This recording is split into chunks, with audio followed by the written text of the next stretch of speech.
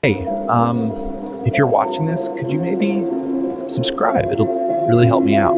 If not, it's okay. Hope you have a great day.